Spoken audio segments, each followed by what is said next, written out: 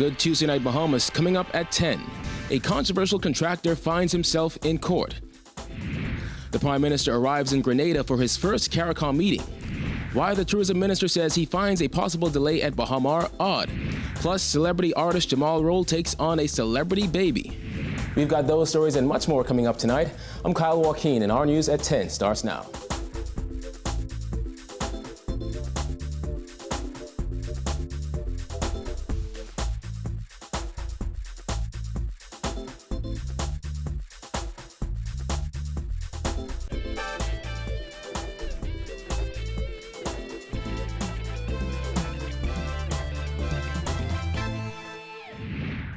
Welcome to our news at 10, and thanks for joining us. I'm Kyle Joaquin.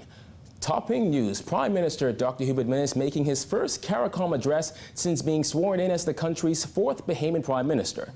Minnis, who arrived in Grenada last evening for the Caribbean Community's 38th Conference of Heads of Government in St. George's, getting a warm welcome from other leaders who congratulated him on his recent election.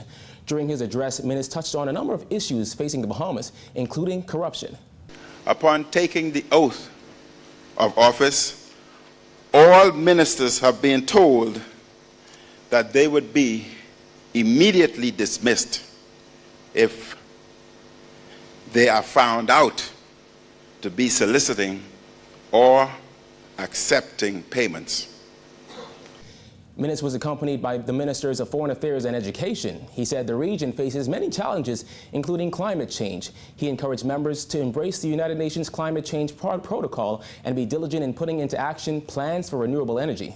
It is my government's intention to launch an ambitious solarization program in the Bahamas over the next 5 years. In addition to our populations, our region hosts just under 30 million stopover visitors annually. As both of these numbers increase, we will need to increase the production of power generation, electricity, and clean water. He noted that the Caribbean has excelled in academics, athletics, and the arts. He encouraged countries to promote brilliance, culture, and heritage instead of just focusing on sun, sand, and sea. I am encouraged by the work I see being carried out in the community.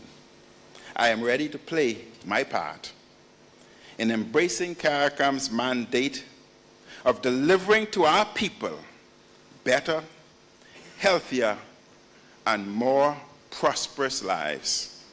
The three-day conference ends on Thursday.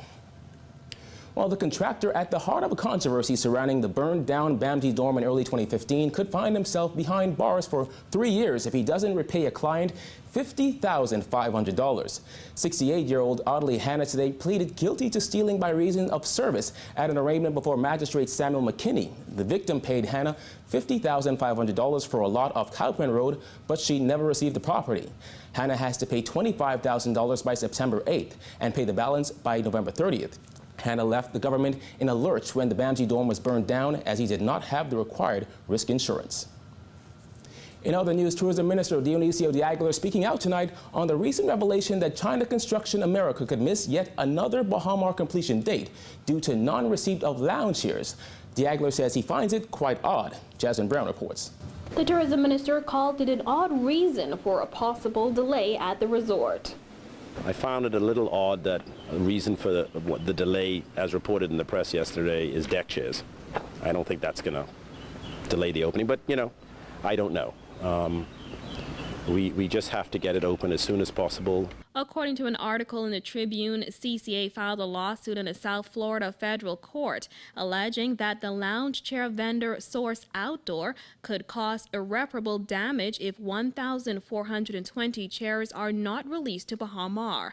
De Aguilar says from what he knows of the new owners, he expects they will overcome this latest snag. I think they'll address that issue. I don't think that if you're investing significant amounts of money in getting that project ready, really the deck chairs are the issue that will cause a delay in opening and Bahamians getting employed. I didn't believe that as something significant, but I haven't spoken to them as yet and get the other side of the story to find out why it's so pressing. But my initial reaction is I don't think deck chairs are going to really delay the opening of a hotel of that size with that magnitude of an investment. Bahamar executives told Guardian Business yesterday they could not comment on an ongoing litigation matter between CCA and one of its vendors. Despite the latest legal battle, the tourism minister says the government is very anxious for Bahamar to be finished and opened. The Bahamas government is very, very, very anxious for that project to be finished.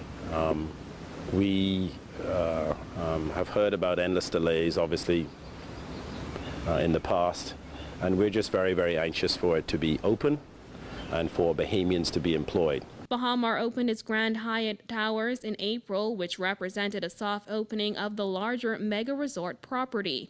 The entire property, which includes the SLS, was expected to open this quarter. Rosewood is expected to open in the first quarter of 2018. D'Aguilar said he has no meetings planned with executives at Bahamar or CCA, but at some point he will get an update. I'm sure in the cursory course of my day, I'll put in a phone call and find out, if there's any concern. Are we still on schedule for the dates? October was for the SLS. I believe March or April of next year is for the Rosewood. And if there's any change, I'm sure they will appraise me of that. Reporting for our News, I'm Jasmine Brown. The new Bahamas Power and Light Board will issue a request for proposals in a bid to find new ways to generate energy and keep the lights on. Minister responsible for BPL, Desmond Bannister, says the board, which is expected to be named this week, will have its hands full, but issues concerning consistent electricity will top the list of priorities. They're going to issue a request for proposals, and we're going to try to, in a transparent fashion, to get the best possible companies to serve the Bahamian people, so that these summer nightmares are going to end. Bannister says the process will be a transparent one. We're going to create a very transparent process so that we can have alternate means of energy in our country. Well, if you feel like horsing around this summer, Camperdown Equestrian Center has something in store for kids and those young at heart. April Sands tells us more. Well, while the saying goes, a man's best friend is a dog, it's obvious they weren't keeping horses like Coco here in mind. He's just one of 20 horses here at the Camperdown Ranch, serving for years as a form of therapy to hundreds of special needs children. Coco now accompanies a lineup of other show-stopping horses at the ranch, like DJ here, who is now in retirement from horseback racing.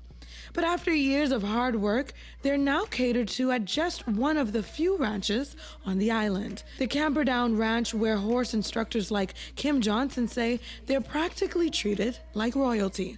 People look at it as more of like a moneymaker, and as long as those horses can walk and do a job, they don't care how much they're feeding them or how much effort they put into taking care of them. Here, they get hay, they get grain, they get turnout, they get to go out in grass, they get to have their own time, and we make sure that we keep them nice and fat because they have to be in order to work.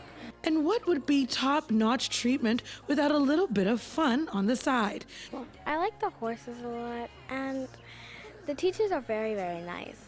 When we're dealing with the little ones, we always have someone there with them. They're not doing it by themselves. And where they have such a short attention span, we kind of keep their lessons to what they can handle. While the ranch remains a non-profit organization, Mitzi Johnson, president of the Camperdown Camp, says it's the perception of the sport being expensive that has held the Bahamian public back from embracing it since the early 70s, when she said it was the thing to do. It is an expensive sport because it's not only you buying a pair of shoes and going out and playing soccer, you also have to be able to maintain a horse, and that is the expensive part of it. We at Camperdown here, we own the horses, we're maintaining the horses, it's our expense. We also have children here that are riding on scholarship. We have scholarship opportunities. And we also have a free program for children with autism that come and ride every Saturday morning. She invites kids of all ages to participate in the training sessions as an introduction to horseback riding. I've been learning lots of new stuff, like how to control horses. Summer camp is in full swing, and it's between the hours of 8:30 a.m. to 1:30 p.m. For more details, call 324-2065. Reporting for our News, I'm April Sands. Still to come on our News at 10, is IRCA cracking down on the media? Plus, meet one of the world's most famous babies. Stick around.